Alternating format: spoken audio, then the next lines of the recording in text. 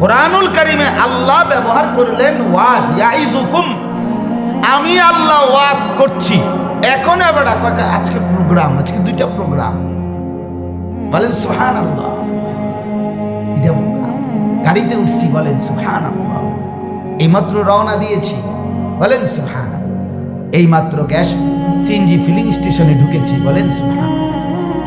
হ্যাঁ, এখন মাত্র সামনের ইয়া উঠাইছি, এটা কি সামনের এটা গ্যাস উঠাইছি।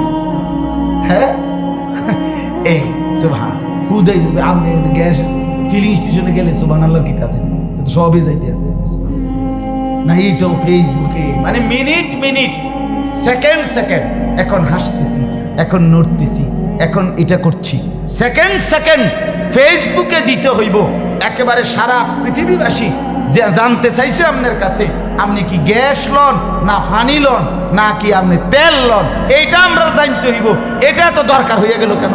অর্থাৎ নিজের এই প্রদর্শন এটা কোনোভাবেই কাঙ্ক্ষিত নয়, কাঙ্ক্ষিত নয়।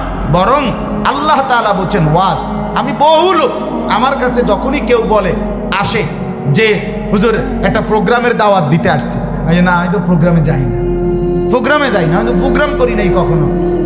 হ্যাঁ, হুজুর ওয়াজ মাহফিল, এটা কোন ওয়াজ? এটা কি মানে পুরাতন শব্দ নাকি? এটা কোনো অনার আধুনিক শব্দ না নাকি? তা কোরআনুল কারীমের শব্দ। কিসের শব্দ বলেন? এই জন্য আপনাদের কাছে অনুরোধ করলাম, ওয়াজকে কি বলবেন? বলেন কি বলবেন? আবার বলেন, আবার বলেন, আবার বলেন।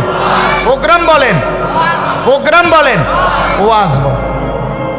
বলে এটা সংকীর্ণতা না, বেটা সংকীর্ণতা না, এটা আল্লাহ তাআলার কথার প্রতি মহব্বত।